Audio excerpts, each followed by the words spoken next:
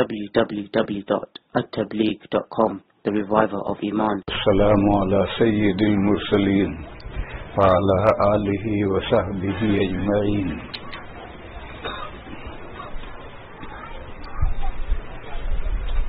یہاں رہتے ہوئے ہمیں اپنے پڑوسیوں کے ساتھ کیسا تعلق رکھنا ضروری ہے؟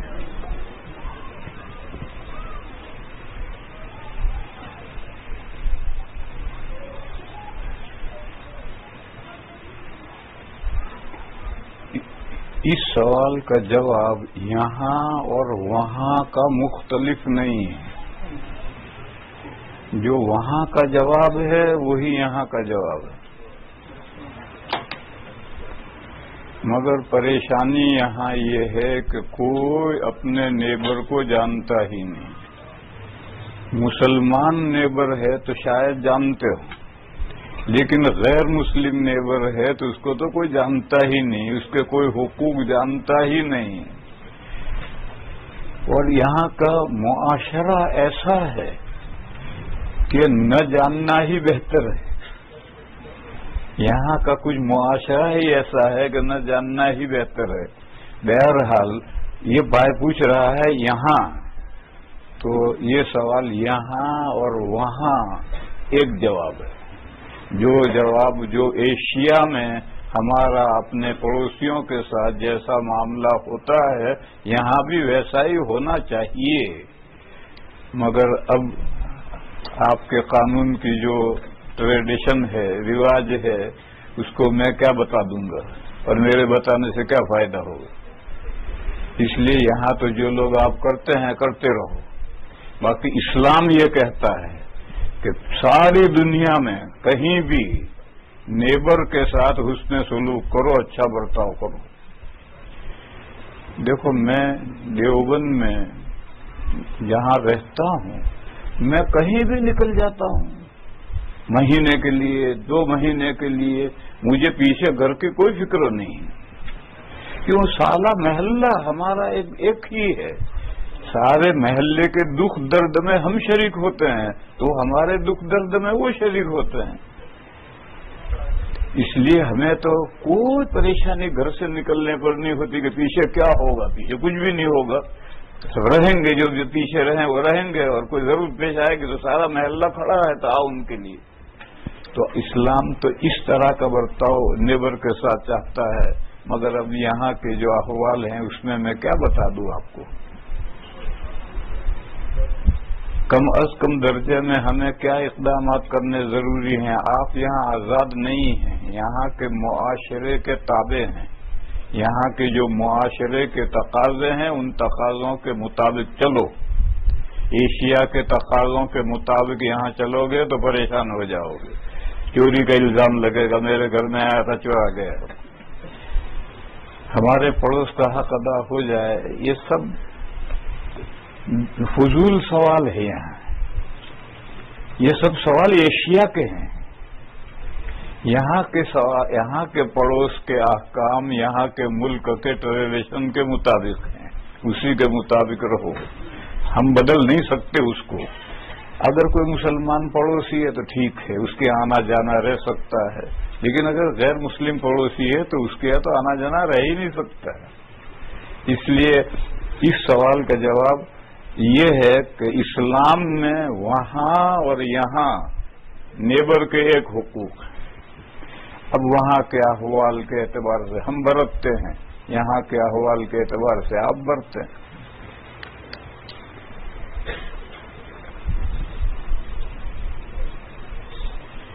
داڑھی کیسے ٹریم کریں؟ ٹریم کے کیا معنی؟ داڑھی کیسے ٹریم کریں تاکہ اچھی لگے؟ نہیں، معقول سوال ہے، ہنسنے کا نہیں ہے، سمجھنے کا سوال ہے. دیکھو داڑھی ایک تو استورے سے، ریزر سے، بلیڈ سے منڈاتے ہیں. یہ تو کافروں کا فعل ہے، مسلمانوں کا فعل نہیں. کتابوں میں لکھا ہے کہ سب سے پہلے مجوسی آتش پرست جو آگ کو پوجتے ہیں وہ داڑھی مونگتے تھے۔ نبی پاک صلی اللہ تعالی علیہ وسلم کے زمانے میں جب حضور نے نیبر کنٹریز کو دعوت اسلام کے خطوط لکھے تو ایران کے بادشاہ کو بھی خط لکھا تھا۔ وہ جب خط اس کے سامنے پڑھا گیا تو اس نے غصے میں پڑھنے والے سے، وہ عربی تو جانتا نہیں تھا، جو عربی جانتا تھا وہ پڑھے گا سمجھائے گا، تو جو خط پڑھ رہا تھا اس کے ہاتھ میں سے غصے میں خط لے کر پھاڑ کر پھینک دیا۔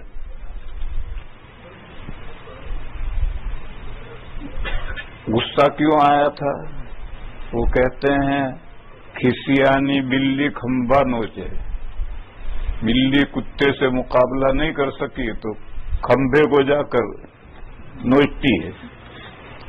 کہتے ہیں جب کمار کو بیوی پر غصہ آتا ہے تو گدھے کے کان اٹھتا ہے، بیوی کا تو کچھ بگاڑ سکتا نہیں تو گدھے کے کان اٹھتا ہے۔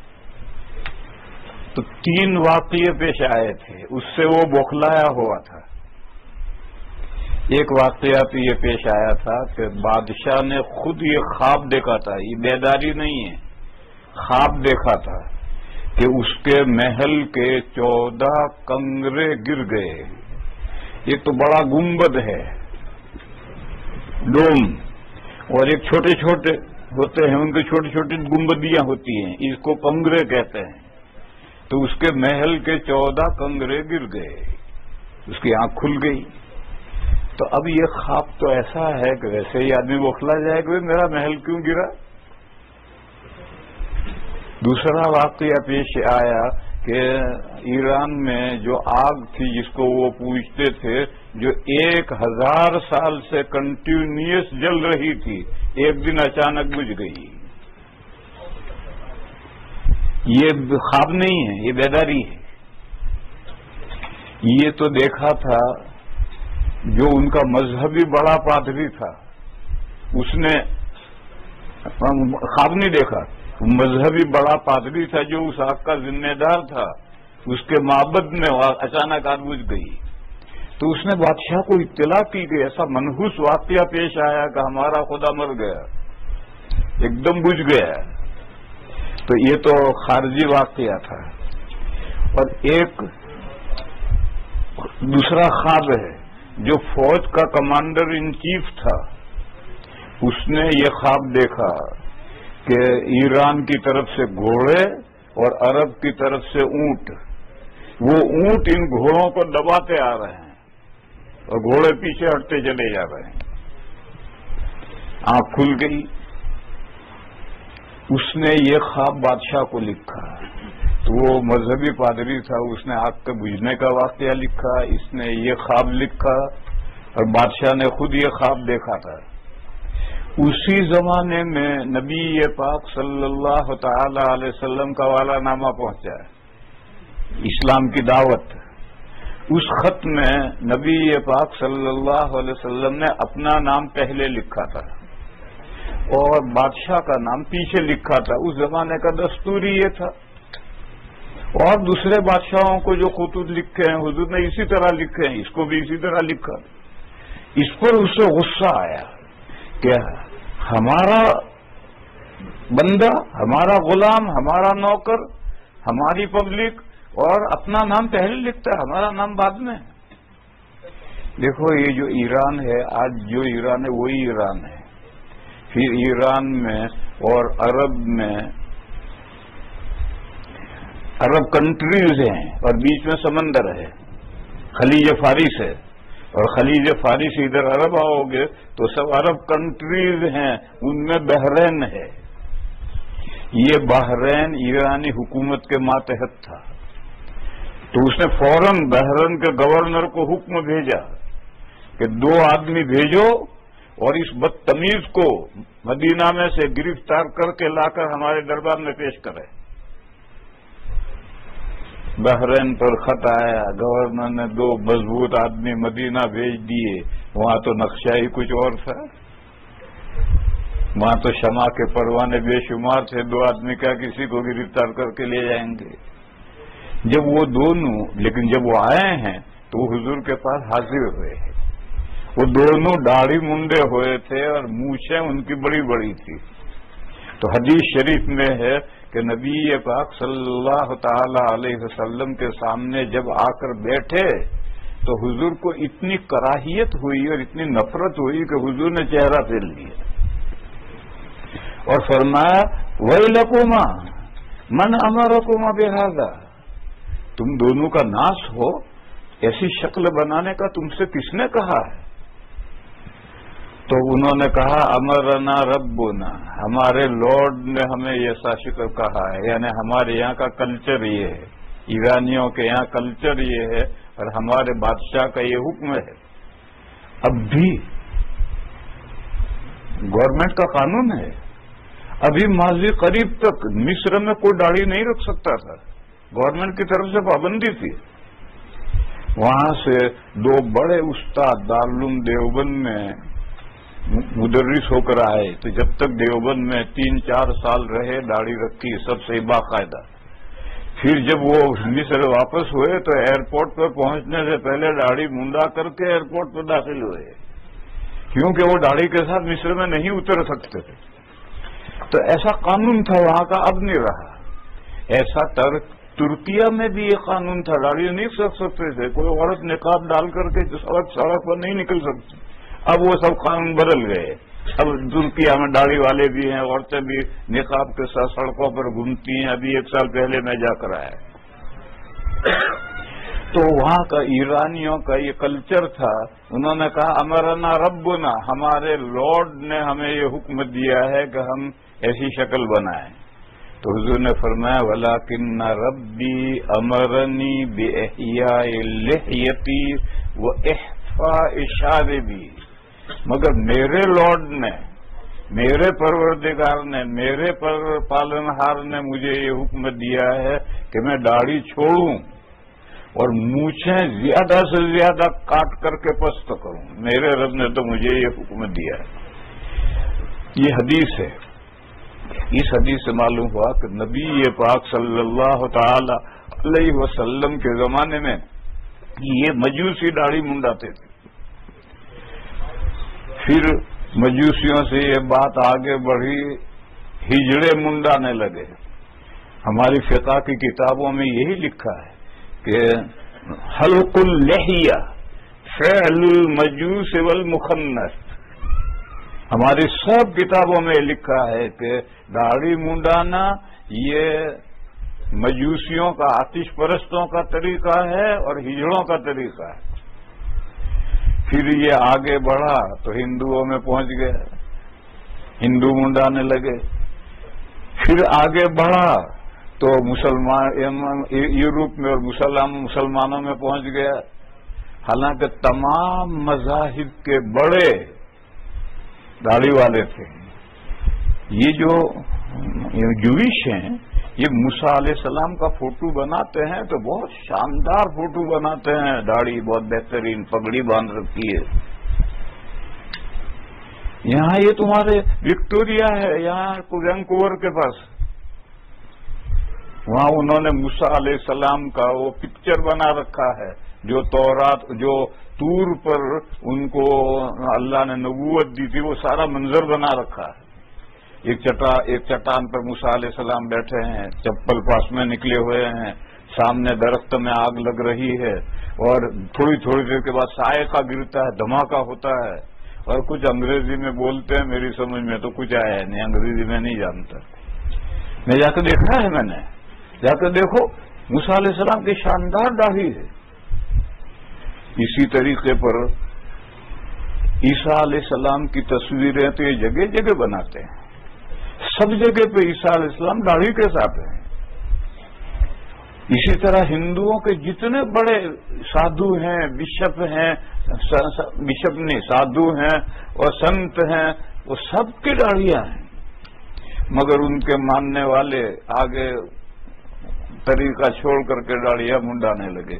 یوں یہ سلسلہ بڑھ کر کے ساری دنیا میں پھیل گیا اور لوگ اس کو غیر اسلامی عمل ہی نہیں سمجھتے. وہ یہ کہتے ہیں کہ کیا داڑھی کے بغیر مسلمان نہیں ہو سکتا؟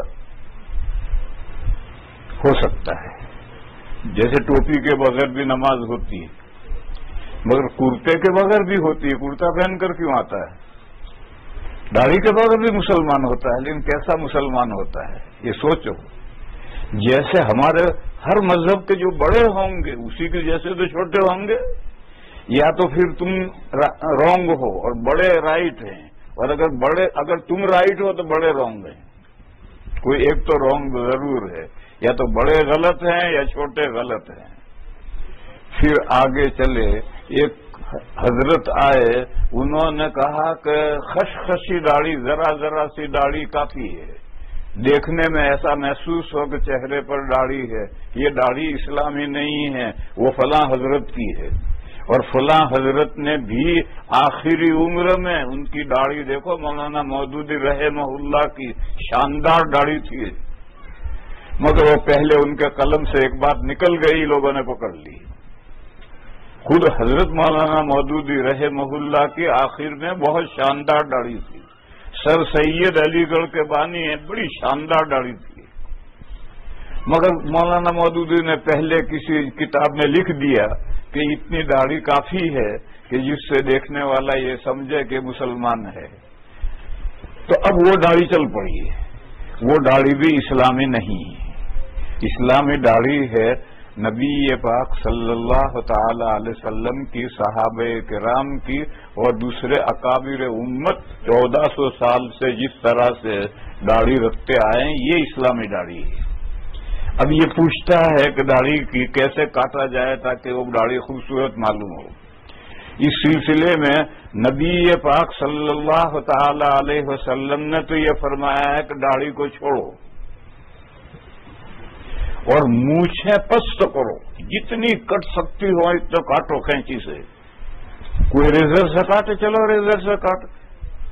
और बाद लोग बड़ी बड़ी मूछें रखते हैं, पानी पिएंगे तो पानी में डूबती हैं। ये तो हिंदुओं का तरीका है, मुसलमानों को ऐसी मूछें नहीं रखनी, काटनी है। कैसे काटनी है? दैट्स योर चॉइस, जैसा आप मुनासिब समझते हैं, आपको जैसा पसंद है ऐसी मूछें पर ये काटनी है। 4 चीजें, मुस्लिम शरीफ की हदीस है कि 4 चीजें 40 दिन के अंदर अंदर काटना जरूरी है। अगर नहीं काटोगे तो नमाज भी मकरूह होगी। नाखून, बगल, जेरे नाफ और मूछें, ये 4 चीजें 40 दिन के अंदर अंदर काटनी। अगर कोई नहीं काटे, मुस्लिम शरीफ की हदीस है, अगर कोई नहीं काटेगा तो उसकी नमाज भी मकरूह होगी। लिहाजा दाढ़ी तो, मूछें तो काटो और दाढ़ी छोड़ो, बस हदीस में इतना आया है। इसलिए हमारे बाज भाई हैं जो अपने आप को अहले हदीस कहते हैं, वो काटते ही नहीं, वो जाने ही देते हैं जहां तक जाए।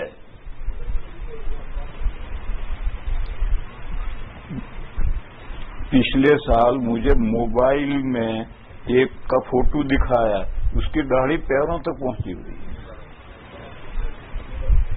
ये तो मैंने मोबाइल में देखा।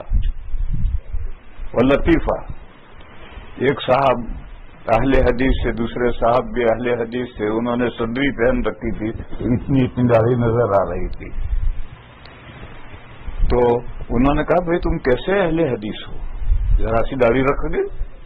उन्होंने कहा, नहीं, जरा सी दाढ़ी नहीं रखी। एक बटन खोला तो आगे जा रही थी, दूसरा खोला और जा रही थी, तीसरा खोला, आगे जा रही थी, ये तीसरा आखिरी बटन था और अभी आगे जा रही है। तो उसने कहा, अब आगे न खोलो।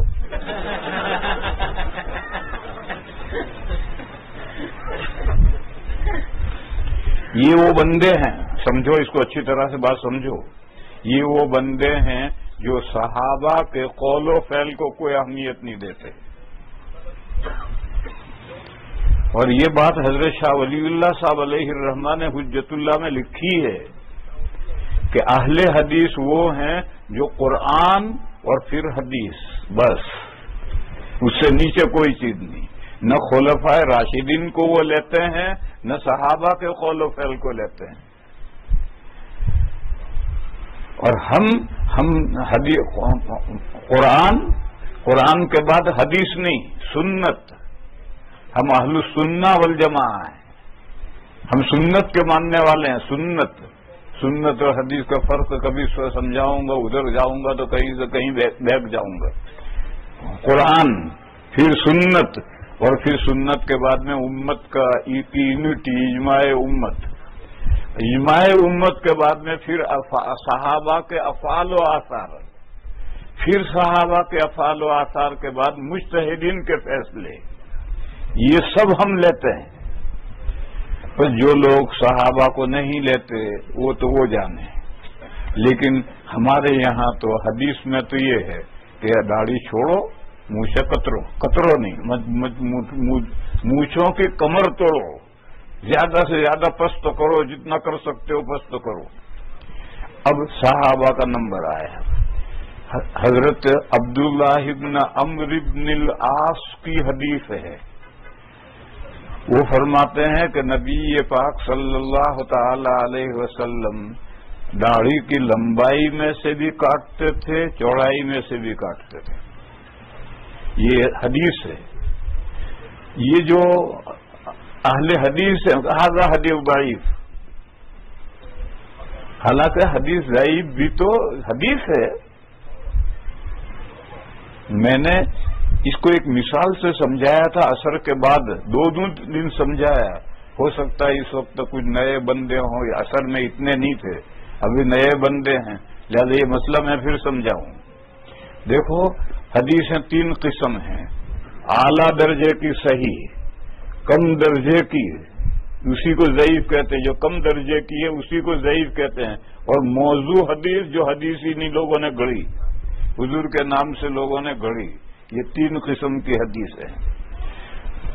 1400 سال سے یہ جو موضوع حدیثیں ہیں یہ الگ کتابوں میں لکھی جاتی ہیں, کیوں وہ حدیثیں ہی نہیں. اور صحیح اور ضعیف ایک ہی کتاب میں دونوں کو لکھا جاتا ہے, کیونکہ کسی مسئلے میں صحیح حدیث ہے تو ضعیف نہیں لیں گے, اور صحیح نہیں ہے تو ضعیف لیں گے. چاروں فقہا ضعیف لیتے ہیں. اس کو میں نے ایک مثال سے سمجھایا کہ ہم اسٹیشن پر پہنچے, 2 گاڑیاں کھڑی ہیں, ایک سواری گاڑی کھڑی ہے, ایک گڈس گاڑی کھڑی ہے. سواری گاڑی میں 2 ڈبے ہیں, فرسٹ کلاس اور سیکنڈ کلاس. آپ کو دلی جانا ہے تو کون سی گاڑی میں بیٹھیں گے؟ سواری گاڑی میں بیٹھیں گے, گڈس گاڑی میں تھوڑی بیٹھیں گے. اور آپ کے پاس اگر فرسٹ کلاس کا ٹکٹ ہے تو فرسٹ کلاس کے ڈبے میں بیٹھو, فرسٹ کلاس کا ٹکٹ نہیں تو سیکنڈ کلاس کے ڈبے میں بیٹھو. گڈس کی گاڑی میں کوئی نہیں بیٹھتا. یہ جو فرسٹ کلاس کا ڈبہ ہے یہ صحیح حدیث ہے, اور یہ جو سیکنڈ کلاس کا ڈبہ ہے یہ ضعیف حدیث ہے, اور یہ گڈس گاڑی کے ڈبے ہیں یہ سب موضوع حدیث ہیں. اس موضوع حدیثوں میں گڈس گاڑی کے ڈبے میں اول تو بیٹھنے کی جگہ نہیں, اور بیٹھو گے تو جائے گی مراد آباد, دلی نہیں جائے گی. دلی آپ کو جانا ہے تو ان 2 ڈبوں میں سے کسی ایک میں بیٹھنا ہے. بس تمام فقہا جب مسئلے میں صحیح حدیث موجود ہو تو ضعیف نہیں لیتے, اور جب صحیح حدیث نہ ہو تو سارے فقہا ضعیف لیتے ہیں, کیونکہ حدیث ضعیف نہیں ہوتی. اس کی سند, اور سند میں 7 راوی ہیں تو ان 7 راوی میں سے کوئی راوی کمزور ہوتا ہے, تو سند ضعیف ہوتی ہے, حدیث ضعیف نہیں ہوتی. تو اس لیے میرے بھائیوں اس کو سمجھو کہ ضعیف حدیث یہ حدیث کی قسم ہے, اور موضوع حدیث کی قسم ہی نہیں ہے. اب ایک حضرت آئے البانی صاحب, انہوں نے حدیث کی ساری کتابوں میں سے چن کر ضعیف حدیثیں نکال کر کے موضوع حدیثوں کے ساتھ کر ڈالی. وہ سیکنڈ کلاس کا ڈبہ یہاں سے الگ کر کے گڈس گاڑی میں جوڑ دیا. اب جائے گی گڈس گاڑی لے کر کے مراد آباد, اب دلی نہیں جائے گی. انہوں نے کتاب لکھی سلسلۃ الاحادیث الضعیفہ والموضوعہ واثرها السیء فی الامہ. ضعیف حدیث ہے اور موضوع حدیث ہے, اور ان دونوں سے امت کو کتنا نقصان پہنچا وہ انہوں نے کتاب لکھ ڈالی. ساری ضعیف حدیثیں ادھر لے آئے, اور عرب نوجوانوں کا یہ ذہن بن گیا آدھا حدیث ضعیف.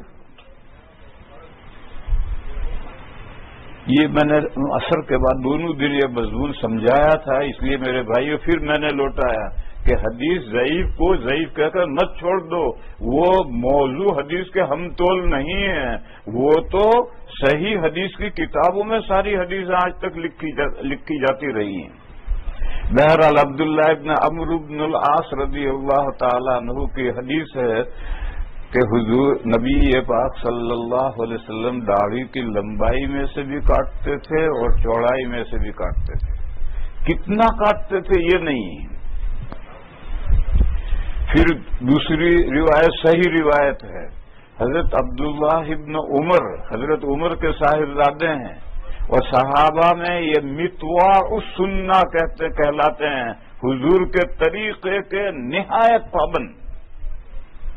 حضور نے جو سفر کیے ہیں تو جہاں کہیں حضور نے چھوٹا بڑا استنجا کیا ہے وہ بھی ان کو یاد تھا، اور وہاں سے جو سفر کرتے تھے تو وہاں جا کر کے استنجے کرنے کی شکل میں بیٹھتے تھے اور پیشاب پخانہ کرتے نہیں تھے، مگر اس طرح سے بیٹھ کر وہ سنت بھی ادا کرتے تھے۔ تو صحابہ میں سب سے بڑے سنت کے پیروی کرنے والے عبداللہ ابن عمر ہیں، حضرت عمر کے صاحبزادے ہیں۔ وہ جب حج کو جاتے یا عمرے کو جاتے تو جب احرام کھولتے تو داڑھی پکڑ کر ایک مشت سے جو زائد ہوتی وہ کٹوا دیتے تھے۔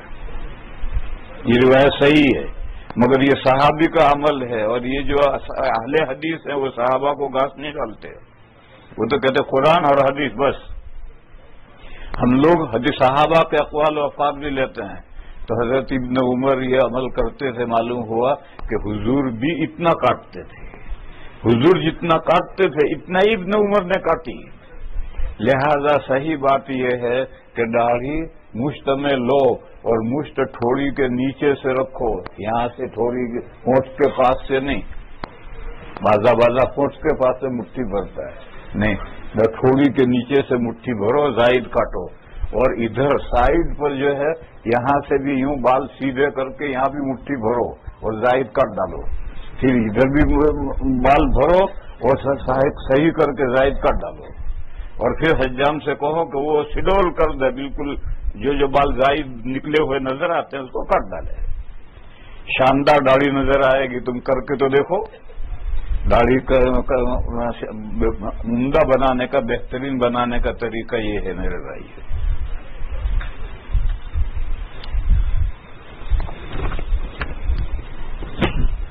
اسلام دیکھو بھائی یہ گر گئے،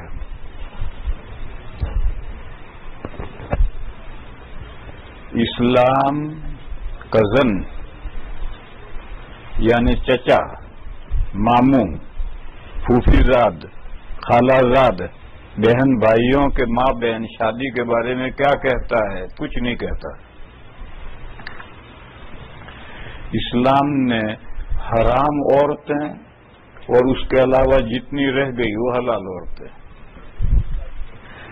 چوتھے پارے کے آخر میں حرمت علیکم امہاتکم و بناتکم و اخواتکم، لمبی آیت ہے، اس میں اور کون سی عورتوں سے نکاح حرام ہے ان کو بیان کر کے پھر فرمایا وَأُحِلَّ لَكُمْ مَا وَرَاءَ ذَلِكُمْ، ان حرام عورتوں کے علاوہ جتنی عورتیں ہیں سب تمہارے لیے حلال ہیں۔ کزن کے تعلق سے کوئی احکام نہیں ہے کہ کزن سے نکاح کیسا کرنا چاہیے نہیں کرنا چاہیے۔ اسلام نے عورتوں کو دو حصوں میں کہا، یہ عورتیں حرام ہیں ان سے نکاح نہیں ہو سکتا، باقی سب سے ہو سکتا ہے۔ البتہ نبی پاک صلی اللہ تعالی علیہ وسلم کے نکاح میں حضرت زینب تھیں، وہ جو پھوپھیزاد بہن تھی، حضرت زینب بنت جحش رضی اللہ تعالی عنہا، یہ حضور کے نکاح میں تھی، پھوپھیزاد بہن تھی، تو کزن تھی، تو کزن سے تو نکاح سنت ہے، جب حضور کے نکاح میں تھی تو کزن سے تو نکاح سنت ہے۔ اور آج تک ساری دنیا میں کزن کو سب سے پہلے کزن ہی سے نکاح ہوتے ہیں۔ خود میرا نکاح میرے ماموں کی لڑکی تھی، ماموزاد بہن تھی، ان سے میرا نکاح ہوا، اور میری اولاد میں بھی بعض کا اسی طرح سے قریبی نکاح ہوا ہے۔ یہ تو یہاں یورپ اور امریکہ میں یہ ڈاکٹروں نے مسئلہ پیدا کیا ہے کہ کزن سے نکاح کرو گے تو بچہ ڈیزیبل پیدا ہوگا. ساری دنیا میں تو کہیں ڈیزیبل پیدا نہیں ہوتا، یہیں امریکہ میں ڈیزیبل پیدا ہونے لگا. یہ ڈاکٹروں نے، یہ غیر مسلم ڈاکٹروں نے، مسلمان ڈاکٹروں نے، غیر مسلم ڈاکٹروں نے مسئلہ پیدا کیا ہے کہ نیئرسٹ سے جو رشتہ ہے، کزن ہے، اس سے نکاح کرو گے تو بچے ڈیزیبل پیدا ہوں. گویا اختلاف اس میں ہوا کہ اسلام یہ کہتا کہ یہ عورتیں حرام، ان میں کزن نہیں، یہ عورتیں حلال، ان میں کزن ہیں. اور ان کا مذہب یہ ہے کہ یہ عورتیں حرام، اس میں کزن بھی ادھر گئے، اور کزن کے علاوہ حلال. تو یہ ان کا مذہب ہے اور یہ ہمارا مذہب ہے. قرآن و حدیث میں تو بس اتنا ہی ہے کہ یہ حرام یہ حلال. آگے پھر عمل ہے. صحابہ کی بے شمار مثالیں ملیں گی. کسی کے نکاح میں چچا کی لڑکی ہے، کسی کے نکاح میں ماموں کی ہے، کسی کے نکاح میں خالہ کی ہے، کسی کے نکاح میں پھوپھی کی ہے. اسلام میں یہ جو یہاں تصور ہے کہ اس سے ڈیزیبل پیدا ہوگا، ایسا کوئی تصور باطل ہے. اور ساری دنیا میں کزن سے نکاح ہوتے ہیں اور کہیں کوئی ڈیزیبل پیدا نہیں ہوتا. آج کی سائنسی تحقیق کے مطابق سائنسی تحقیق نہیں ہے، یہ صرف ڈاکٹروں کا گول گپا ہے. یہ کوئی سائنسی تحقیق نہیں ہے، یہ تو سب ڈاکٹروں کا گول گپا ہے. آج کی سائنسی تحقیق کے مطابق پیدائشی خرابیاں جو کزن میرج میں ہوتی ہیں، اس کے بارے میں شریعت کیا کہتی ہے، یہ سب خرابیاں یہیں تو ہوتی ہیں، ساری دنیا میں تو کہیں بھی نہیں ہوتی. اور جو ہونی ہے وہ تو ہر جگہ ہوں گی. جو خرابی ہونی ہے، آپ اگر دور کا نکاح کرو گے، یعنی رشتے میں کوئی رشتہ ہی نہیں ہے، دور سے کرو گے تو وہاں بھی ڈیزیبل پیدا ہوتا ہے. جو اللہ نے مقدر کیا وہ تو ہوگا. صدقہ اور زکوٰۃ میں کیا فرق ہے؟ کوئی فرق نہیں. سورہ توبہ میں زکوٰۃ کے 8 مصرف بیان کیے. وہ آیت شروع ہوتی ہے انما الصدقات للفقراء والمساکین. زکوٰۃ کو انما الصدقات یہ کہہ کر بیان کیا ہے. معلوم ہے زکوٰۃ و صدقے میں کوئی فرق نہیں. لیکن شریعت میں ایک خاص جگہ پر فرق ہوتا ہے. وہ جو رمضان کے ختم پر ہم صدقۃ الفطر دیں گے، اس کو ہمارے عرف میں اور حدیثوں میں بھی اس کو صدقہ کہتے ہیں. باقی بخاری کی روایت میں جو صدقۃ الفطر کو زکوٰۃ الفطر بھی کہا ہے. اس لیے زکوٰۃ و صدقے میں کوئی فطر نہیں، مگر لوگ فرق کرتے ہیں. جو سالانہ 2.5% نکالنا ہے اس کو زکوٰۃ کہتے ہیں، اور عید کے دن جو نکالتے ہیں اس کو فطرہ نکالتے ہیں، اس کو صدقہ کہتے ہیں. پھر صدقہ ایک فرض ہے جو ہم عید کے دن نکالیں گے، واجب ہے. اور ایک نفلی صدقہ ہے لوجہ اللہ، مسجد میں دو، غریب کو دو، رشتہ دار کو دو، دوست حبیب کو دو، لوجہ اللہ. وہ سب صدقہ نافلہ ہے. اس صدقہ نافلہ کو صدقہ ہی کہیں گے، یا لوجہ اللہ کو، یا گفٹ کو. مسجد میں جو ہم دیتے ہیں یہ بھی صدقہ ہے، لیکن صدقہ نافلہ ہے. بس حقیقت میں تو زکوٰۃ اور صدقہ ایک ہی چیز ہے. میں نے بتلایا کہ سورہ توبہ میں جو آیت ہے جس میں زکوٰۃ کے 8 مصارف بیان کیے ہیں، وہ انما الصدقات للفقراء یہاں سے شروع ہوئی. لیکن لوگ اپنے عرف میں فرق کرتے ہیں. صدقہ اور زکوٰۃ میں کیا فرق ہے، اور صدقہ کن شکلوں میں دینا چاہیے، جیسے پیسے، سامان وغیرہ. صدقہ تو میں نے بتلا دیا کہ ایک صدقہ تو واجبہ ہے، وہ ہے جو عید کے دن ہم نکالیں گے. اور ایک دوسرا صدقہ واجبہ ہے، آپ نے کوئی منت مانی کہ اگر میرا فلاں کام ہو جائے تو میں اتنا غریبوں کو دوں گا. کام ہو گیا تو اب غریبوں کو دینا واجب ہے. بس یہ 2 صدقے تو واجب ہیں. اس کے علاوہ جو ہم دیتے ہیں اس کو آپ عطیہ بھی کہہ سکتے ہیں، لوجہ اللہ بھی کہہ سکتے ہیں، امداد بھی کہہ سکتے ہیں، صدقہ نافلہ بھی کہہ سکتے ہیں. وہ مسجد، مدرسہ، غریب، امیر، دوست، قریب سب کو دے سکتے ہیں۔ تقویٰ کیا ہے؟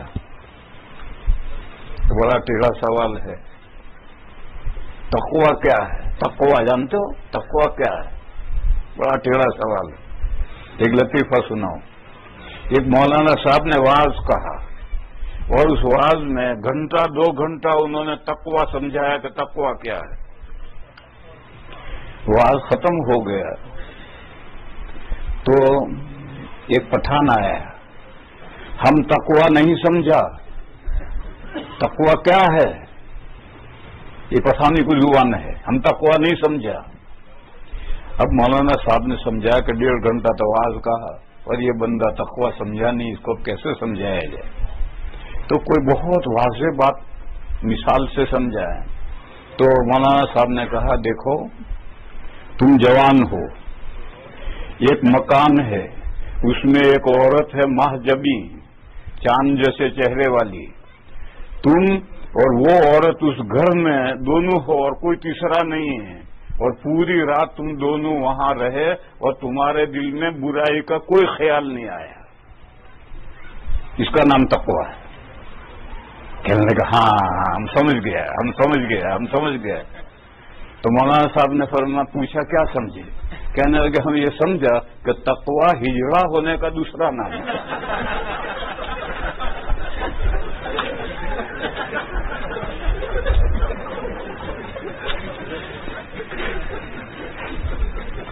لا الہ الا اللہ۔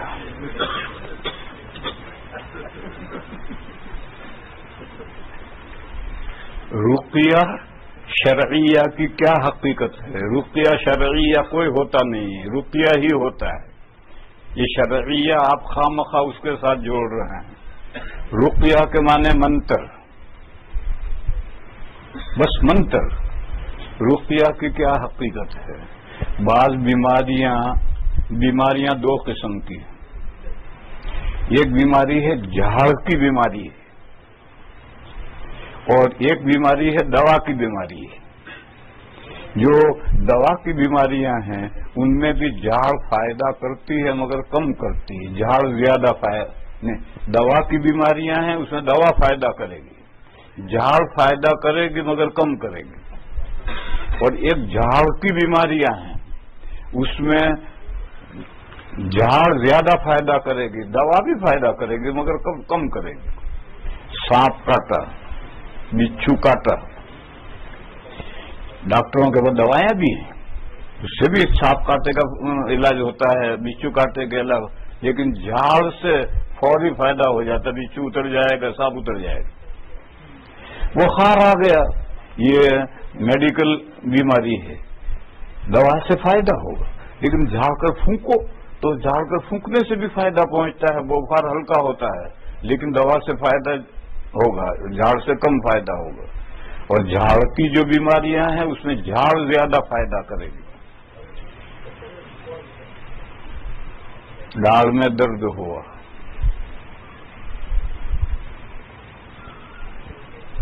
میرے ابا کا قصہ سناؤں میں۔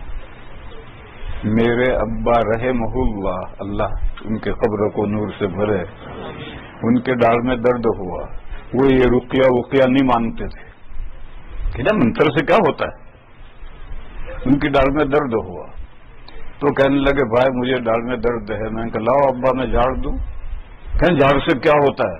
میں نے کہا ابھی تم دیکھ لو کیا ہوتا ہے، لاؤ میں جھاڑ دوں۔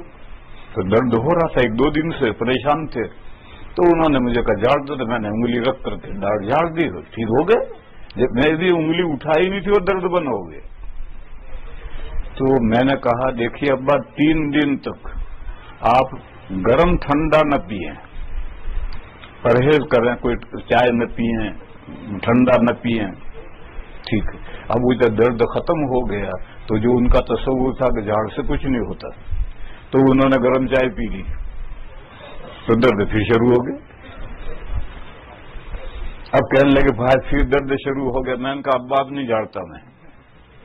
3 دن تک سسکنے دیا، جب 3 دن تک پریشان ہو گئے پھر انگلی رکھ کر میں نے جھاڑ دیا، ہوتی ہو گئے۔ پھر 3 دن میں 5 دن تک انہوں نے گرم ٹھنڈا نہیں پیا.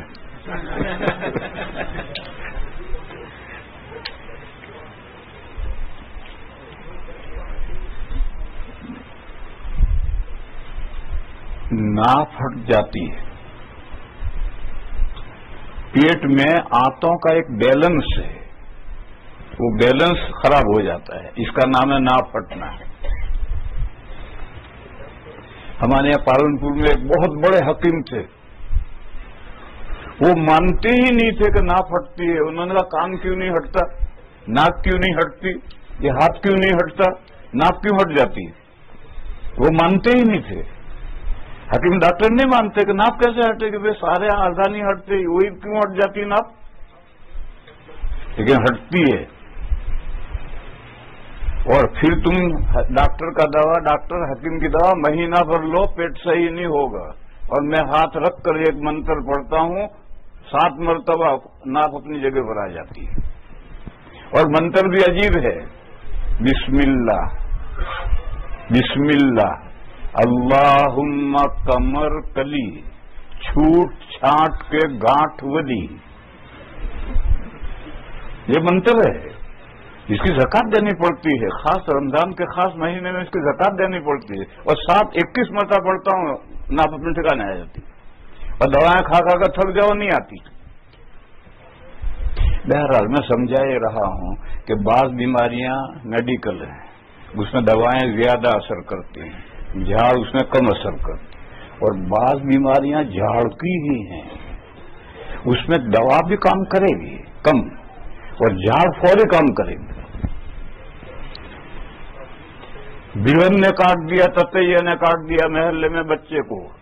گرمیوں میں تتیے بھیڑن بہت نکلتے ہیں، تو بچہ جس کو کاٹا وہ فوراً چھری دے کر گھر کا آتا ہے. میں ایک دعا پڑھ کر چھری پر پھونک دیتا ہوں، لے جا اس کو پھر دے، وہ پھر کے ٹھیک ہو جاتا ہے.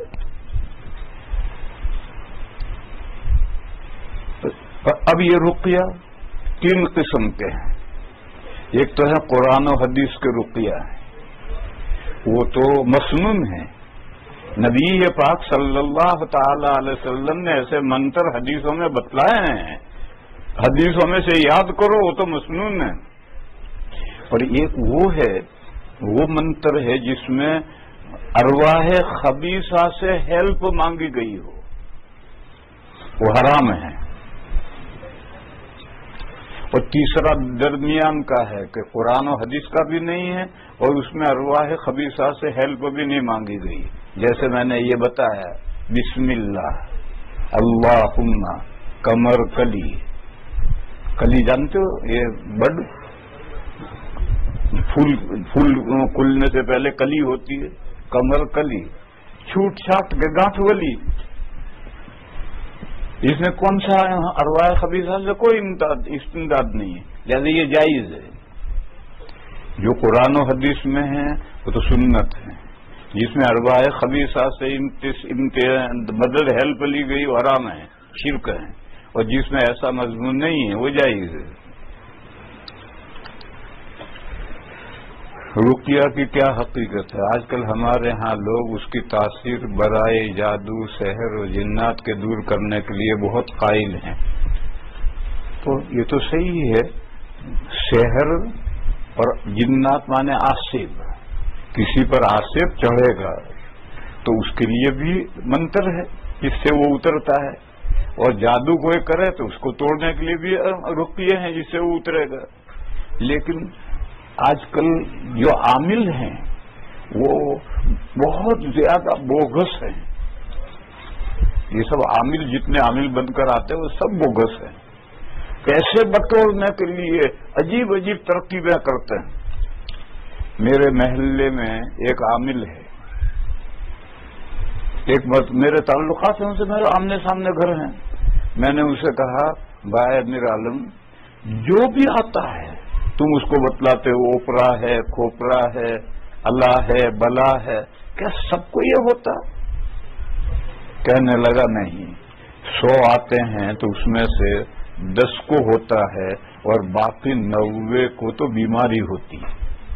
اور اس بیماری سے ایسے آثار پیدا ہوتے ہیں کہ سمجھے جن بھوت چڑھ گیا.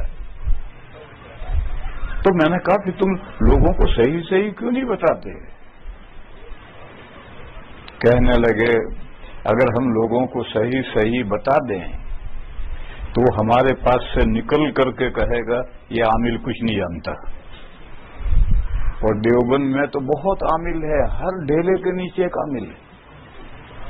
وہ کسی عامل کے پاس جائے گا اور وہ عامل بتلائے گا تجھے یہ ہوا ہے، وہ ہوا ہے، وہ ہوا ہے، وہ ہوا ہے.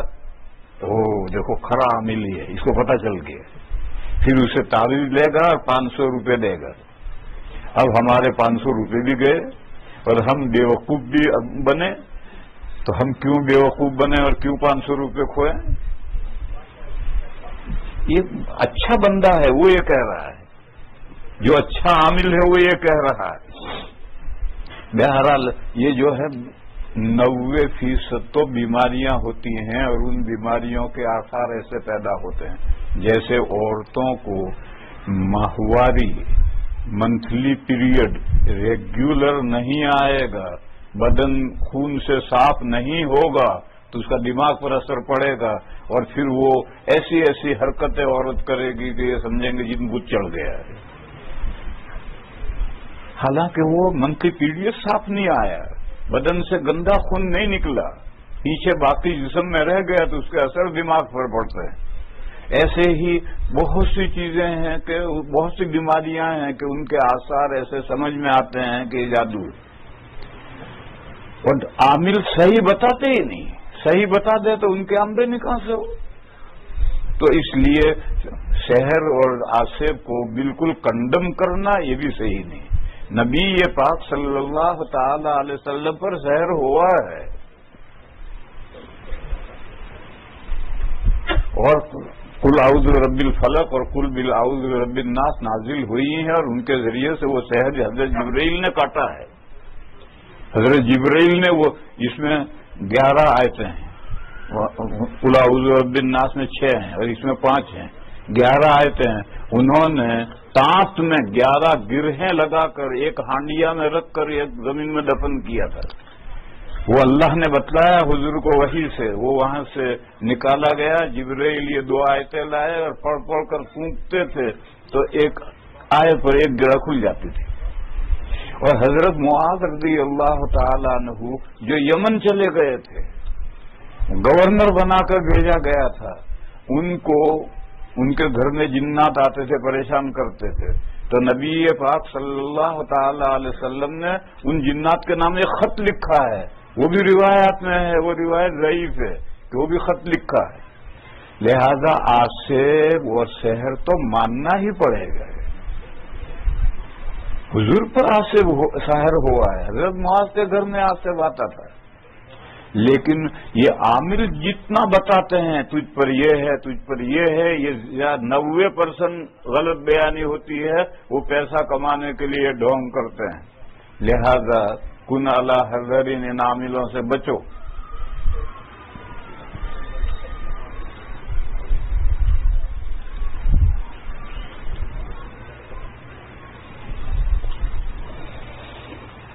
شریعت کی روح سے بیماری کی منتقلی کی کیا حیثیت ہے؟ منتقلی کا مطلب ایک کی بیماری دوسرے کو لگے. شریعت کی روح سے اس کی کیا حقیقت ہے؟ اس سلسلے میں میرے بھائیوں 2 حدیثیں ہیں.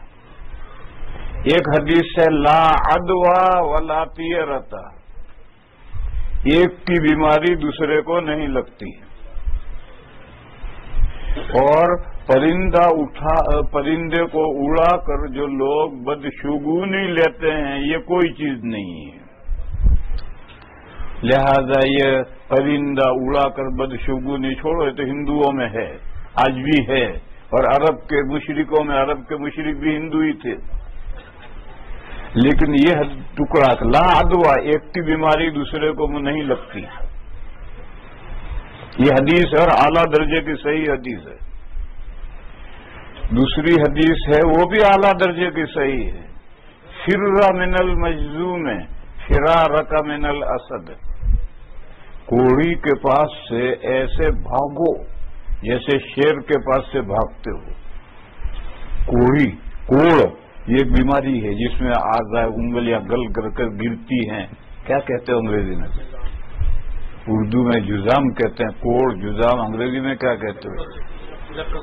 لیپسی کیا کہتے ہیں پتہ نہیں. تو جس آدمی کو یہ بیماری ہو لیپسی، اس کے پاس سے ایسے بھاگو جیسے شیر کے پاس سے بھاگتے ہو. اس کا مطلب یہ کہ ایک کی بیماری دوسرے کو لگتی ہے جبھی تو بھاگنا ہے، نہیں لگتی تو کیوں بھاگنا ہے؟ یہ حدیث کہتی ہے ایک کی بیماری دوسرے کو نہیں لگتی، یہ حدیث کہتی ہے کہ لگتی ہے بچو. دو حدیثیں ہیں، یہ یوں کہتی ہے یہ یوں کہتی ہے. فیصلہ کیا ہے؟ فیصلہ یہ ہے کہ کوئی بیماری لے ذاتی کا مجھے انگریزی نہیں آتا، فی نفسی اس کا بھی انگریزی نہیں آتا. خود بخود کوئی بیماری خود بخود کسی کو نہیں لگتی. لے فی نفسی کا مطلب خود بخود ایک کی بیماری دوسرے کو نہیں لگتی. کیوں؟ اسلام تو سب سے بالا تر قوت اللہ کی مانتا ہے. اگر بیماری خود بخود لگنے لگی تو بیماری خود خدا ہو گئی، اس کے اوپر کسی کا اوپر اختیار رہا ہی نہیں. لہذا اسلامی نظریہ ہے کہ کوئی بیماری خود بخود کسی کو نہیں لگتی. اس لیے حضور نے فرمایا لا عدوہ، ایک کی بیماری دوسرے کو نہیں لگتی، یعنی خود بخود نہیں لگتی. اور بعض بیماریاں ایسی ہیں، سب بیماریاں نہیں، بعض بیماریاں ایسی ہیں کہ ان میں بیمار کے ساتھ مریض کے ساتھ اختلاط ہو، ملنا جلنا ہو، تو وہ من جملے اسباب مرض ہیں. ان ملنے جلنے سے وہ بیماریاں ایک سے دوسرے کو لگ سکتی ہیں. وہ بھی مرض کا ایک سبب ہے. ملنا جلنا بھی مرض کا ایک سبب ہے. میں جو الفاظ بولوں گا وہ بڑے ہیوی ہو جائیں گے. بعض بیماریاں، تمام نہیں، بعض بیماریاں ایسی ہیں کہ ان میں مریض کے ساتھ ملنا جلنا رہے تو وہ من جملے اسباب مرض ہیں. مرض کے اسباب میں سے ایک سبب وہ بھی ہے. لہذا ایسی بیماریاں جو تجربے سے معلوم ہوں ان میں مریض کے ساتھ اختلاط نہیں ہونا چاہیے، کیونکہ وہ مرض کا سبب ہیں. اور اسی لیے فرمایا کہ کوڑھی کے پاس سے ایسے بھاگو جیسے شیر کے پاس سے بھاگتے ہو. معلوم ہوا کہ کوڑھی کے پاس میں ملنا جلنا، اس کے ساتھ رہنا اٹھنا بیٹھنا کھانا پینا، تو دوسرے کو کوڑ لگ سکتا ہے. یہ کوڑ بیماری ایسی ہے. تو بعض بیماریاں ایسی ہیں، مگر یہ جو ایسی بیماریاں ہیں ان میں بھی اللہ کا فیصلہ ہے. ہوگا تو لگے گی ورنہ نہیں لگے گی. ایک وفد آیا نبی پاک صلی اللہ تعالی علیہ وسلم کے پاس، باہر کے قبیلوں کا مسلمان ہو کر ایک وفد آیا. اس میں ایک کوڑی تھا. اب جب کھانے دسترخوان پر بیٹھے تو عرب میں ہلکے بیٹھتے ہیں، 10-15 کے 10-15 کے 10-15 کے. اس کوڑی کو کوئی بچھاتا ہی نہیں.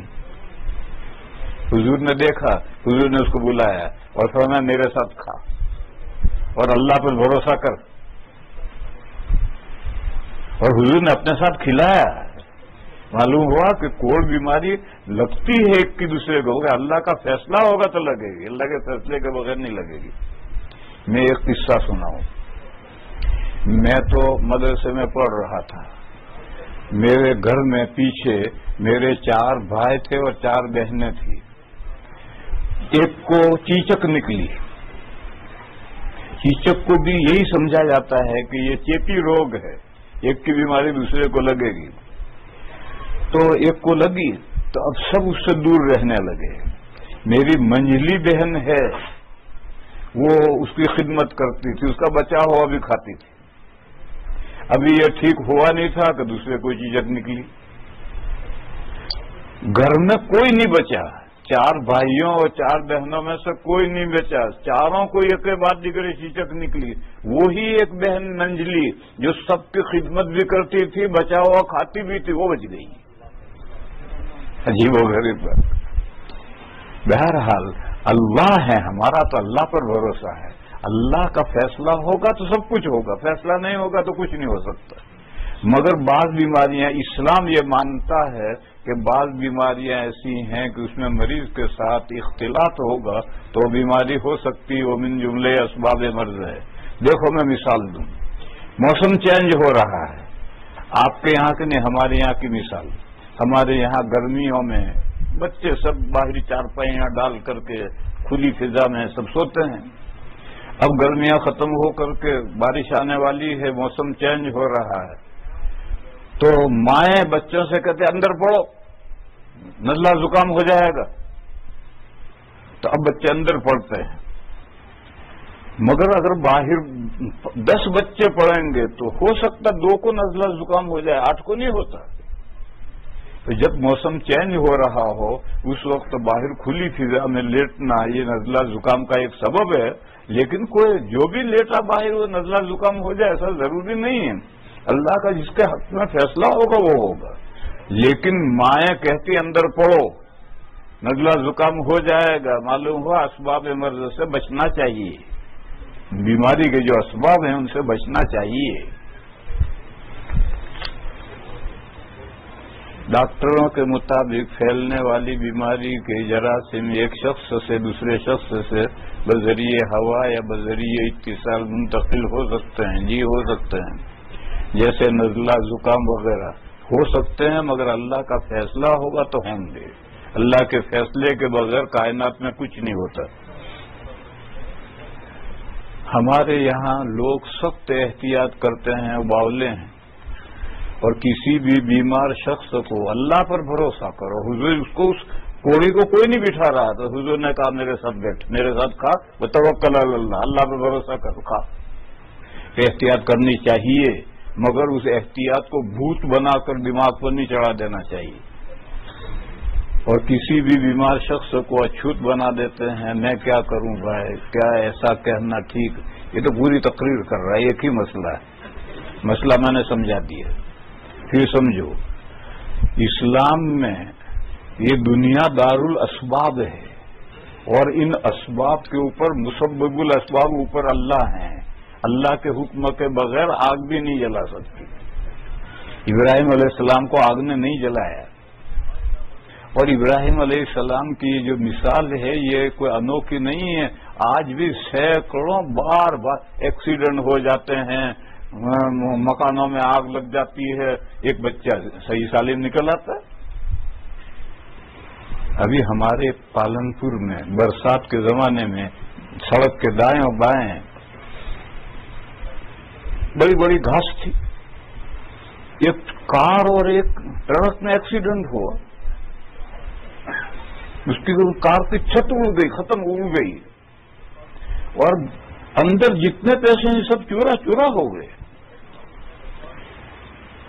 پولیس آئی تو گھاس میں سے کسی کے بچے کے رونے کی آواز آ رہی ہے، تو پولیس تو ہندو، وہ ڈری کہ کوئی بھوت ہے، ہمت نہیں ہوئی وہاں جانے کی۔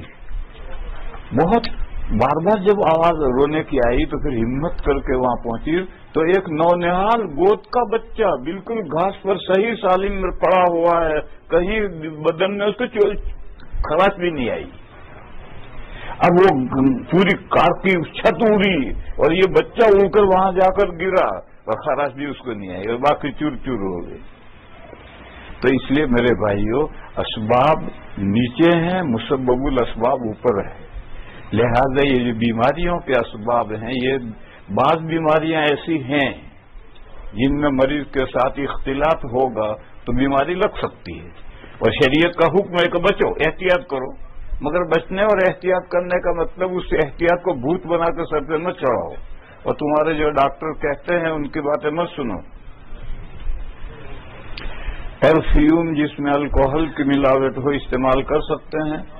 الکوہل کے بارے میں اب نئی تحقیقات آ رہی ہیں، پہلے یہ تحقیق آئی تھی، پہلی دنیا یہ مانتی تھی کہ شراب میں سے الکوہل بنتی، پھر اس کے احکام بیشتی زیور میں لکھے تھے کہ 4 شرابوں کی وہ الکوہل، دوسری شرابوں کی الکوہل، لیکن اب یہ تحقیقات آ رہی ہیں کہ شراب سے الکوہل نہیں بنتی، کیمیکل سے بنتی ہے، اور ایک عرب نے اس پر ایک مستقل کتاب لکھی ہے، اور اس نے تمام کارخانوں میں جا کر کے کس طرح الکوہل بنتی ہے وہ دیکھ کر آ کر اس نے سارے پتے بھی لکھے ہیں کہ فلاں فلاں جگہ میں گیا اور اس طرح بنتی ہے۔ تو اگر یہ کیمیکل سے بنتی ہے تب تو مسئلہ ہی بدل جائے گا، اور شراب سے بنتی ہے تو پرانے مسئلے چل رہے تھے۔ اس لیے ابھی یہ مسئلہ مفتیان کرام سے پوچھو، مجھے نہیں معلوم، کیونکہ میں نے خود تحقیق نہیں کی کہ الکوہل کیمیکل سے بنتی ہے، شراب سے بنتی ہے، مجھے نہیں معلوم۔ اور وہ کتاب لکھی ہے اس نے، اس کا اردو میں ترجمہ ہوا ہے مگر ابھی چھپی نہیں ہے۔ تو اب یہ مسئلہ مجھ سے مت پوچھو، اپنے ملک کے مفتیوں سے پوچھو، یہ آپ کا ٹھیا دیوبند ہے، انٹرنیٹ پر بیٹھو، آن لائن مسئلہ بھیج دو، 2-3 دن میں جواب آ جائے گا۔ دیوبند کی ویب سائٹ ہے، وہ ویب سائٹ لو کہیں سے بھی ہو، مجھے تو معلوم نہیں ہے، رسالہ ڈالو میں چھپتی ہے یا یہاں کے لوگ بتائیں گے، اس سے ویب سائٹ سے سوال بھیج دو، اسی سے انٹرنیٹ سے جواب آ جائے گا۔ 22 رجب کنڈے کی عید کی کیا تاریخ ہے اور اس کی شریعت میں کیا بنیاد ہے؟ دیکھو بھائی، شب معراج کب ہوئی؟ نہ سال متعین ہے، نہ مہینہ متعین ہے، نہ تاریخ متعین ہے، نہ دن متعین ہے، سب میں اختلاف ہے۔ اتنا تو ہے کہ ہجرت سے پہلے معراج ہوئی، لیکن ہجرت سے پہلے تو 13 سال ہیں۔ ان 13 سال میں سے کون سے سال میں ہوئی، کون سے مہینے میں ہوئی، کون سی تاریخ میں ہوئی، کون سے وار، سیٹرڈے سنڈے منڈے یہ وار ہیں، کون سے وار میں ہوئی، کوئی متعین نہیں ہے، اختلاف ہے۔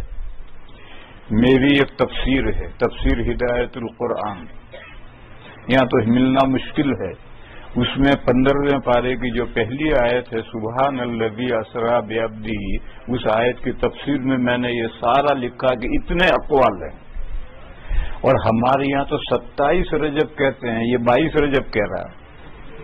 ہمارے یہاں تو لوگ 27 رجب کہتے ہیں، یہ 22 رجب کہتا ہے، اس کی شریعت میں کوئی حیثیت نہیں ہے، یہ بدعت ہے۔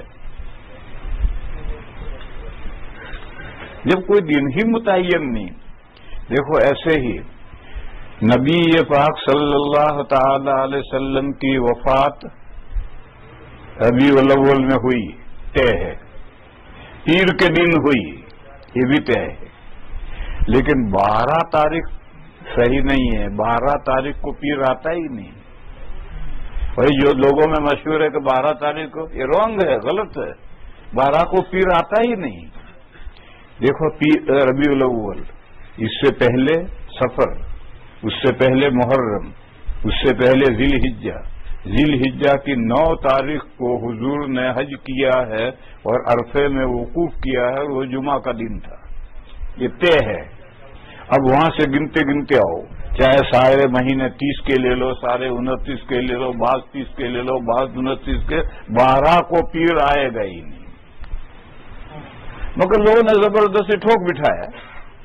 ایسا ہی یہ 22 رجب اور 27 رجب لوگوں نے ٹھوک بٹھایا، اس لیے جو یہ 22 ربیع الاول کو میلاد کرتے ہیں، تو 22 کو تو وفات کا دن ہے ہی نہیں، اور پھر وفات کا دن خوشی منانے کا ہے یا غم کا؟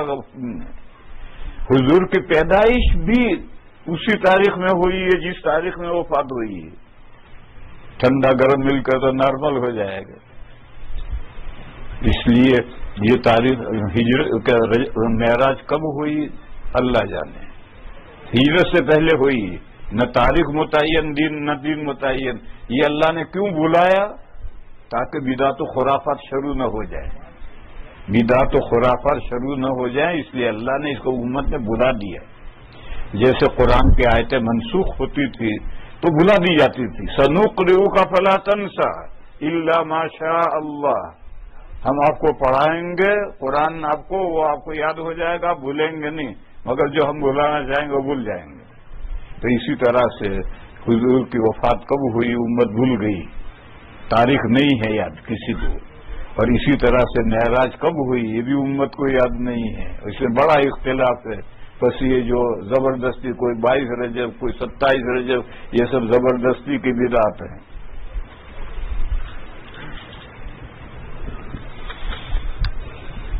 کیا مانے حمل گولیاں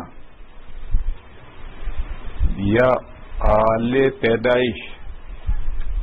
پیدائش روکنے کے لیے استعمال کی اجازت ہے؟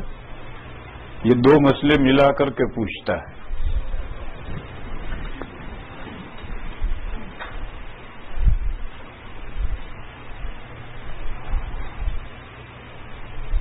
ایک تو ایسی گولیاں ہیں کہ صحبت سے پہلے عورت اندام نہانی میں وہ گولی چڑھا لے تو پھر صحبت کے ختم پر جب مادہ گرے گا تو وہ اتنی گرمی وہاں ہوگی کہ وہ مادے میں جو جرثوم ہیں ان سب کو جلا ڈالے گا اور آگے بڑھنے ہی نہیں دے گا اور حمل ٹھہرے گا ہی نہیں.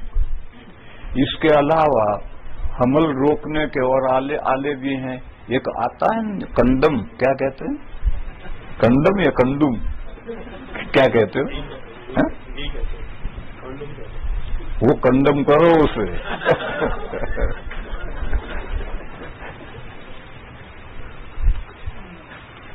میرے بھائی اس مسئلے کو سمجھو. حمل روکنے کے 3 طریقے ہیں اور حمل روکا جاتا ہے 3 نیتوں سے. نیتیں بھی 3 ہیں اور حمل روکنے کے طریقے بھی 3 ہیں. ایک طریقہ یہ ہے کہ مرد میں یا عورت میں ایسا عمل جراحی کیا جائے، آپریشن کیا جائے کہ ہمیشہ کے لیے اولاد کی صلاحیت ایبلٹی ختم. ایسا طریقہ عورت میں بچہ دانی نکال دیتے ہیں آپریشن کر کے اور مرد میں نس بندی کر دیتے ہیں.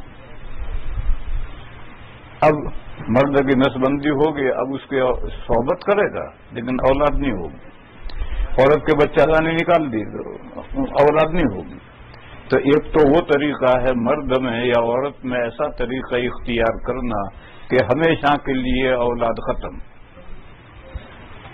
دوسرا طریقہ یہ ہے کہ مرد میں یا عورت میں ایسا طریقہ اختیار کرنا کہ ٹیمپریری مدت تک کے لیے اولاد نہیں ہوگی، پھر جب چاہیں گے ہوگی. ایسا مرد میں کوئی طریقہ نہیں. عورت کی بچہ دانی میں ٹی لگاتے ہیں، ایک آلات کی انگریزی کے ٹی جیسا بچہ دانی پر لگا دیتے ہیں. اب وہ بچہ دانی بنی ہی نہیں ہوگی تو حمل ٹھہرے گا ہی نہیں. پھر جب آپ بچہ چاہیں گے تو آپریشن کر کے ٹی نکلوا دو تو اب بچہ ہوگا. تو یہ حمل روکنے کی ٹیمپریری تدبیر ہے. اور تیسری تدبیر ہے مرد میں یا عورت میں ایسی تدبیر اختیار کرو کہ جو ایک صحبت یا ایک رات تک اس کا اثر رہے، آگے نہیں. ایسی تدبیر عورت میں یہ مانے حمل گولی ایک ٹیبلٹ ہے، وہ عورت صحبت سے پہلے اندام نہانی میں انگلی سے چڑھا دیتی ہے، پھر وہ وہاں ختم ہو کر کے گرمی پیدا کر دیتی ہے. تو مادہ گرتے ہی اس میں جو جرثوم ہیں وہ جرثوم مر جاتے ہیں.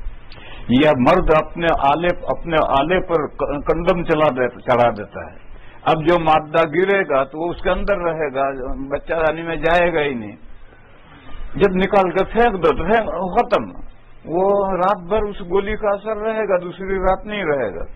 تو تیسرا طریقہ یہ ہے کہ ایک صحبت تک یا ایک رات تک اس کا اثر رہے گا، آگے نہیں. یہ 3 طریقے ہیں حمل روکنے کے اور نیتیں 3 ہیں. ایک نیت ہے روزی کا مسئلہ کہ بچے ہی قدر آتے ہی جائیں گے تو ہماری تنخواہ کافی نہیں ہے، کہاں سے سب کو کھلائیں گے، لہذا بچوں کو روکو، ہماری جتنی آمدنی ہے. یہ کافروں کی یہ نیت ہوتی ہے اور بعض مسلمانوں کی بھی یہ نیت ہو سکتی ہے. وہ اولاد اس لیے روکتے ہیں کہ کیا کھلائیں گے، ہماری آمدنی اتنی ہے. ایک تو یہ نیت ہے. دوسری نیت ہے عیاشی یہ قدر آ قدر بچے ہوں گے، ٹینٹے میں کریں گے تو میاں بیوی کو مزہ نہیں آئے گا، عیاشی، اس لیے بچے ہوں ہی نہیں تو میاں بیوی جو چاہیں کریں۔ اور تیسرا ہے بیوی کی مصلحت یا پیدا ہو گئے جو بچے پیدا ہو گئے ان کی مصلحت۔ مثلا بیوی اتنا جلدی حمل ٹھہرتا ہے کہ بیوی برداشت کمزور ہوتی چلی جا رہی ہے، تو تھوڑا وقفہ کرے تاکہ بیوی کمزور نہ ہو۔ کبھی ایسا بھی ہوتا ہے کہ بیوی کو کوئی ایسی بیماری ہوتی ہے کہ مصلحت نہیں ہوتی ہے، ڈاکٹری رائے نہیں ہوتی ہے کہ بچہ جنے، یا بچے ہیں ابھی ایک بچہ تو پیٹ میں ہے، دوسرا گود میں ہے، تیسرا انگلی پکڑ کے چل رہا ہے، تو آخر ماں کتنے بچوں کو لے کر چلے گی؟ تو تھوڑا وقفہ ہو جائے بچوں ہونے میں، یہ بچوں کی مصلحت۔ جو بچے پیدا ہو گئے، بچوں کو دودھ نہیں ملتا، ابھی تو 9 مہینے بھی نہیں ہوئے اور اگلا حمل ٹھہر گیا، اور حمل کے زمانے میں دودھ پلانا ٹھیک نہیں ہوتا ہے، وہ دودھ کا مزہ بدل جاتا ہے اور دودھ نقصان بھی دیتا ہے۔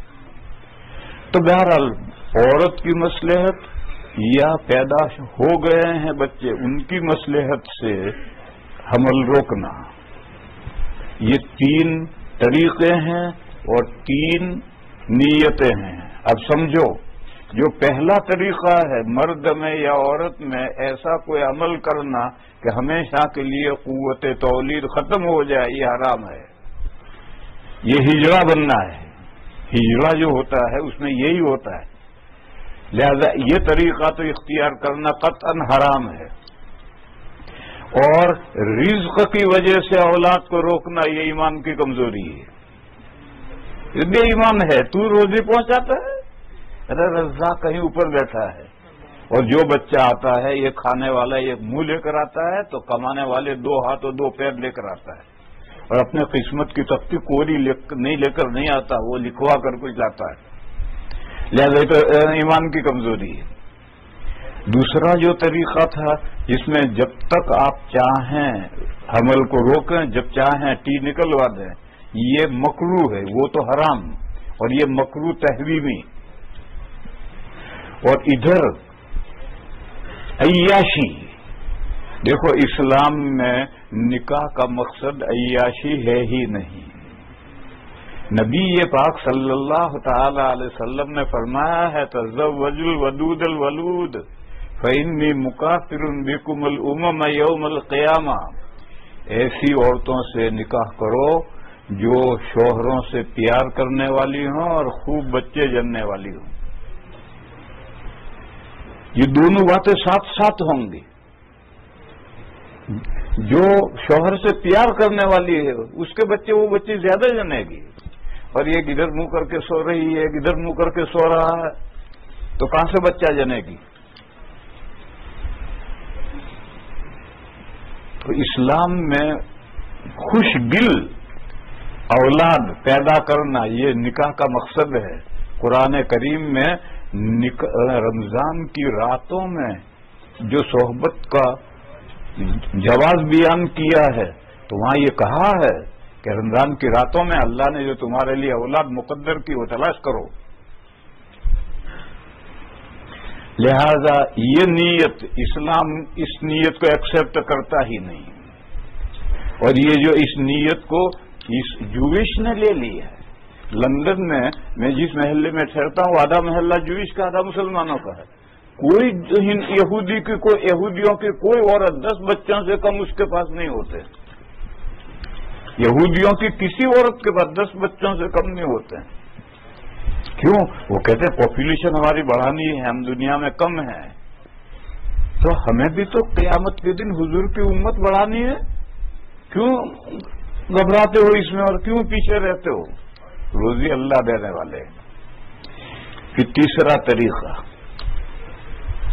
ایسا طریقہ اختیار کرنا جس کا صحبت ایک رات تک رہے یا ایک صحبت تک رہے، یہ مکروہ تنزیہی۔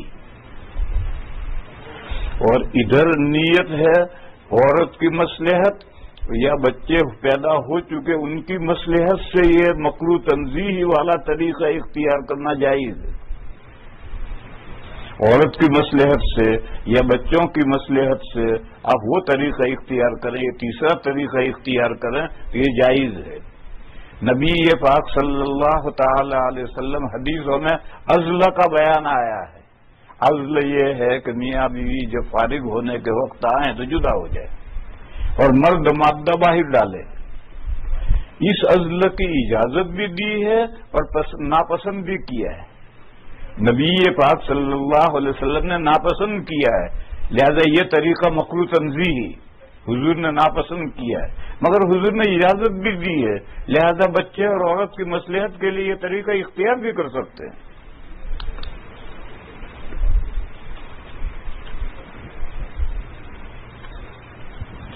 داڑھی منڈے حافظ صاحب کی امامت میں تراویح پڑھوانا ٹھیک ہوگا؟ یہ سوال لوگ کرتے رہتے ہیں، تو میں سوال کرتا ہوں کہ پیچھے مقتدی کیسے ہیں؟ اگر مقتدی بھی سب گڑ منڈے ہیں تو جیسی روح ایسا فرشتہ۔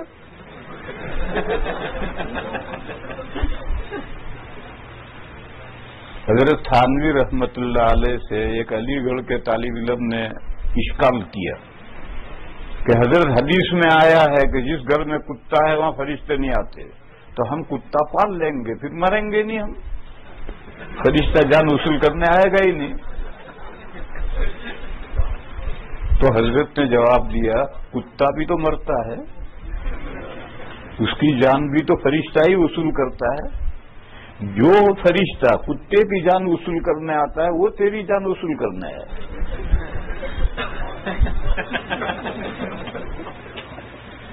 بس اگر سارے ہی ایک جیسے ہیں، نقار خانے میں سبھی ننگے، نقار خانے میں نقارہ بج رہا ہے، اسے ناچتے ہیں لوگ، اور جتنے ہیں وہ سب ناچ رہے ہیں، وہ سب ننگے ہو گئے ہیں، تو محاورہ ہے نقار خانے میں سبھی ننگے۔ اور اگر مقتدی سارے داڑھی والے ہیں یا داڑھی والے بھی ہیں دوسری طرح کے بھی ہیں تو پھر بے داڑھی والے کا امام بننا مکروہ ہے اور مکروہ تحریمی ہے۔ لیکن اگر سارے ہی ڈر منڈے ہیں تو انہی کے جیسا ان کا امام۔ تراویح اور فرض نماز کا ایک حکم ہے، دیکھو نابالغ بچہ تراویح نہیں پڑھا سکتا تو فرض بھی نہیں پڑھا سکتا، فرض اور تراویح کا الگ الگ حکم نہیں ہے، لہذا اس مسئلے میں بھی سب کا ایک حکم ہے۔ آج کل کچھ لوگ حضرت عیسیٰ علیہ السلام کے تشریف لانے کے عقیدے پر ایمان نہیں رکھتے، یہ لوگ گمراہ ہیں۔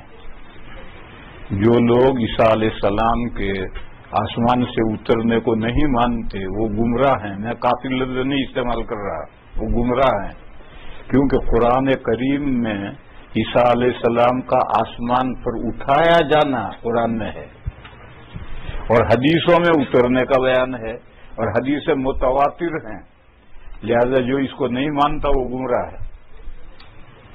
اور دیوبند کے علماء جیسے حضرت عبید اللہ سندھی رحم اللہ کا حوالہ دے کر کہتے ہیں کہ حضرت عیسیٰ کے قیامت میں قریب آنے کا عقیدہ صحیح نہیں ہے، مولانا عبید اللہ سندھی رحمت اللہ علیہ پر یہ الزام اور بہتان ہے۔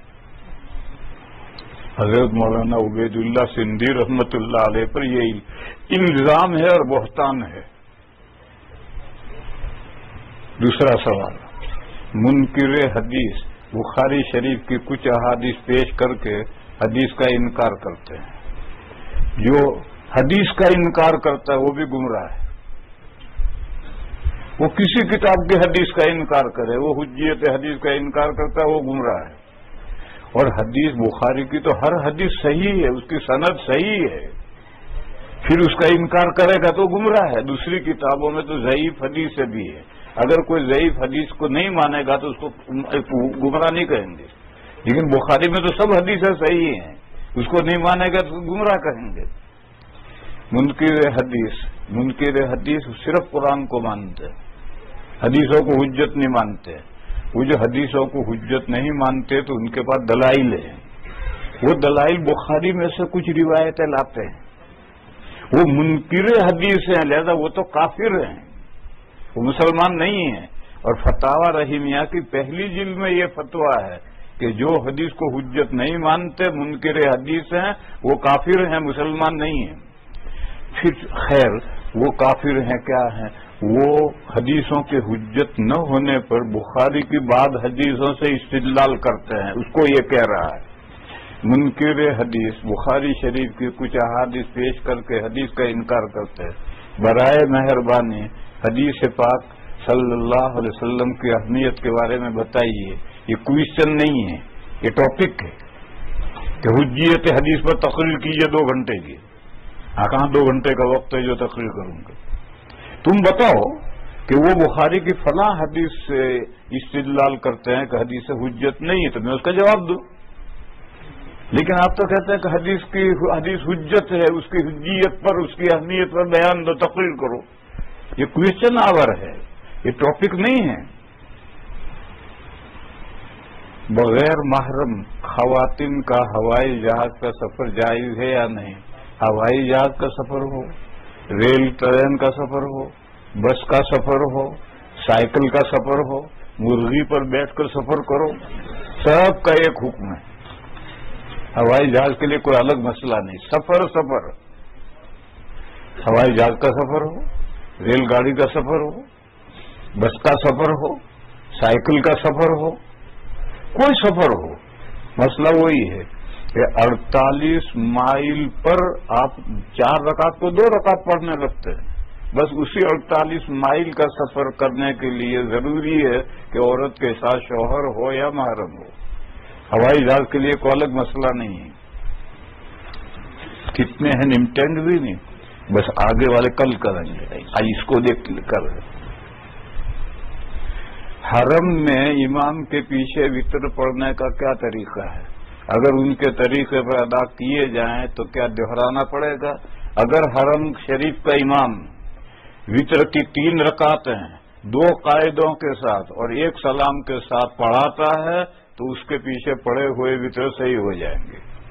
اور وہ تو 5 طرح پڑھاتا ہے، تو دوسرے طریقے سے پڑھائے گا تو آپ اس کے ساتھ شریک ہو جاؤ، 2 رکعت پڑھ لو، 2 رکعت کا ثواب ملے گا. 2 رکعت پر سلام پھیر دے، تم بھی سلام پھیر دو اور پھر اپنا وطر الگ پڑھو. عورتیں مخصوص ایام میں بغیر چھوئے قرآن پڑھ سکتی ہیں، جیسے کمپیوٹر اور فون وغیرہ پر. مخصوص ایام کا معنی منتھلی پیریڈ میں، مخصوص ایام کا مطلب منتھلی پیریڈ میں قرآن کریم پڑھنا جائز نہیں ہے. چھونا بھی جائز نہیں ہے، پڑھنا بھی جائز نہیں.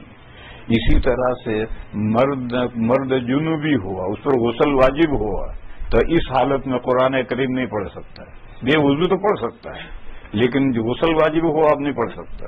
اور عورت منتھلی پیریڈ میں ہے تو منتھلی پیریڈ بند ہوگا تو غسل اس پر واجب ہوگا، لہذا ان ایام میں وہ قرآن کریم نہیں پڑھ سکتی. یہ جو اپنے آپ کو اہل حدیث کہتے ہیں یا سلفی کہتے ہیں، ان میں ایک عورت فرحت ہاشمی ہے کینیڈا میں، پاکستان کی، اس کا شاید اب تو نہیں آتی، پہلے اس نے یہ مسئلہ چلایا تھا کہ منتھلی پیریڈ میں بھی عورتیں قرآن کو ہاتھ بھی لگا سکتی ہیں، پڑھ بھی سکتی ہیں. یہ سب غیر مقلدین کا مسئلہ ہے. کیا گھڑی اور فون پر چلنے والی اذان کا جواب دینا ضروری ہے؟ نہیں. گھڑی یا فون پر جو اذان چلتی اس کا جواب نہیں ہے. مسجد میں جو آ رہی ہے، اذان ہو رہی ہے، چاہے وہ لاؤڈ اسپیکر سے آواز آ رہی ہے، اسی کا جواب دینا ہے. گھڑی یا فون پر جو اذان بجتی ہے اس کا جواب نہیں ہے. تھک گئے اب جو باقی پرچے، بہت سارے پرچے ہیں ابھی، یہ باقی یار زندہ صحبت باقی. ہم زندہ ہیں، کل عشاء کے بعد آ جاؤ، پھر بیٹھیں گے، بتائیں گے. آپ حضرات کا شکریہ. اتنی دیر جاب کے ایام ہے، ویکینڈ نہیں ہے، ویک ڈے ہیں، اور آپ حضرات سب تشریف فرما ہیں. جزاکم اللہ تعالی خیر.